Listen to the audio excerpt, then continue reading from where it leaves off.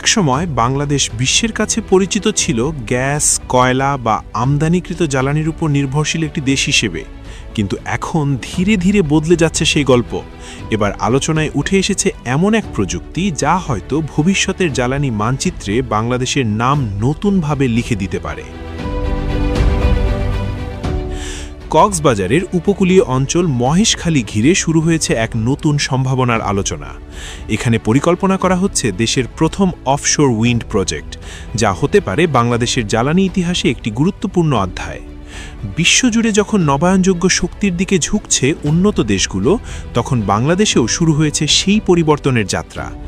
আন্তর্জাতিক বিনিয়োগ প্রতিষ্ঠান কোপেনহেগেন ইনফ্রাস্ট্রাকচার পার্টনার্স এবং বাংলাদেশের শিল্পগোষ্ঠী সামিট গ্রুপ যৌথভাবে একটি প্রস্তাব দিয়েছে। প্রস্তাব অনুযায়ী প্রায় $1.3 বিলিয়ন বিনিয়োগে সমুদ্রের মধ্যে বসানো হবে বিশাল আকারের উইন্ড টারবাইন। এই প্রকল্পের লক্ষ্য প্রায় 500 মেগাওয়াট বিদ্যুৎ উৎপাদন, যা সরাসরি জাতীয় বিদ্যুৎ গ্রিডে যুক্ত হতে পারে। প্রশ্ন আসতে পারে, সমুদ্রের মাঝখানে বিদ্যুৎ উৎপাদন কেন? এর উত্তর লুকিয়ে আছে প্রকৃতির মধ্যেই। বঙ্গোপসাগরের উপকূলীয় অঞ্চলে সারা বছরই প্রবাহিত হয় শক্তিশালী বাতাস। এই বাতাসকে কাজে লাগিয়ে বড় বড় অফশোর উইন্ড টারবাইন ঘুরবে, আর সেই ঘূর্ণন থেকেই তৈরি হবে বিদ্যুৎ। আন্তর্জাতিক বিভিন্ন গবেষণা বলছে বাংলাদেশের উপকূলীয় অঞ্চলে উচ্চ গতির স্থিতিশীল বাতাস রয়েছে, যা এই ধরনের প্রকল্প বাস্তবায়নের জন্য উপযোগী। এই প্রকল্পটি ইতিমধ্যে সরকারের কাছ থেকে ফিজিবিলিটি স্টাডির অনুমোদন পেয়েছে। এটি একটি গুরুত্বপূর্ণ ধাপ, কারণ কোনো বড় প্রকল্প বাস্তবায়নের আগে প্রথমে বিস্তারিত সমীক্ষা করা হয়। সেই সমীক্ষায় দেখা হয় সমুদ্রের গভীরতা, বাতাসের গতি, পরিবেশগত প্রভাব এবং বিদ্যুৎ পরিবহন ব্যবস্থার সক্ষমতা। সংশ্লিষ্ট সূত্রগুলো বলছে, এই গবেষণার ফলাফল ইতিবাচক হলে বাংলাদেশের উপকূলে প্রথমবারের মতো স্থাপিত হতে পারে বিশাল উইন্ড টারবাইন। এখানেই শেষ নয়।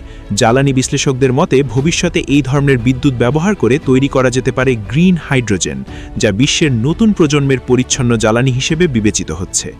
প্রযুক্তিগতভাবে এই প্রক্রিয়াটি অনেকটা এমন, বিদ্যুৎ ব্যবহার করে পানিকে ভেঙে তৈরি করা হয় হাইড্রোজেন এবং অক্সিজেন।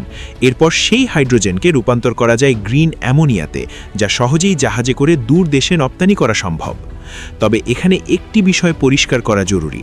বর্তমানে যে প্রকল্পটি নিয়ে আলোচনা হচ্ছে সেটি মূলত অফশোর উইন্ড পাওয়ার প্রজেক্ট, অর্থাৎ সমুদ্রের বাতাস থেকে বিদ্যুৎ উৎপাদনই এর প্রধান লক্ষ্য।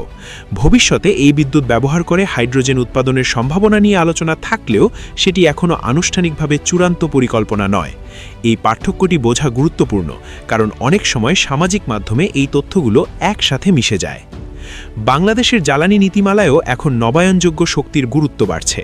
সাম্প্রতিক রিনিউয়েবল এনার্জি পলিসি অনুযায়ী ভবিষ্যতে বিদ্যুৎ উৎপাদনের একটি বড় অংশ আসবে সৌরশক্তি, বায়ুশক্তি এবং অন্যান্য পরিষ্কার উৎস থেকে। বিশেষজ্ঞদের মতে, যদি উপকূলীয় অঞ্চলে আরও কয়েকটি অফশোর উইন্ড প্রকল্প সফলভাবে স্থাপন করা যায়, তাহলে বাংলাদেশের জ্বালানি নিরাপত্তা আরও শক্তিশালী হতে পারে। এছাড়া এই ধরনের প্রকল্পের আরেকটি বড় দিক হল আন্তর্জাতিক বিনিয়োগ আকর্ষণ, কারণ নবায়নযোগ্য শক্তির বাজার এখন বিশ্বের অন্যতম দ্রুত বর্ধনশীল খাত। ইউরোপ, জাপান এবং দক্ষিণ কোরিয়ার মতো দেশগুলো ইতিমধ্যে গ্রিন এনার্জি সাপ্লাই চেইন গড়ে তুলতে ব্যাপক বিনিয়োগ করছে। ফলে বাংলাদেশের মতো উপকূলীয় দেশগুলোর জন্য তৈরি হচ্ছে নতুন সুযোগ।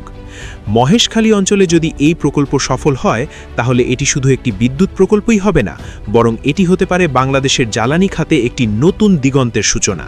সমুদ্রের বাতাস থেকে বিদ্যুৎ উৎপাদন, আন্তর্জাতিক বিনিয়োগ, প্রযুক্তিগত উন্নয়ন সবকিছু মিলিয়ে এটি একটি ভবিষ্যৎকেন্দ্রিক উদ্যোগ। আর তাই এখন অনেকের প্রশ্ন, বাংলাদেশ কি ধীরে ধীরে নবায়নযোগ্য শক্তির দিকে এগোচ্ছে, এবং বঙ্গোপসাগরের বাতাস কি সত্যি বদলে দিতে পারে দেশের জ্বালানি ভবিষ্যৎ? সময়ের সাথে সাথে এই প্রশ্নগুলোর উত্তর আরও পরিষ্কার হবে। তবে একটি বিষয় ইতিমধ্যেই স্পষ্ট, মহেশখালীর সমুদ্রতীর আজ শুধু পর্যটনের জন্য নয়, বরং সম্ভাব্যভাবে বাংলাদেশের ভবিষ্যৎ জ্বালানি গবেষণার কেন্দ্র হিসেবেও আলোচনায় উঠে এসেছে।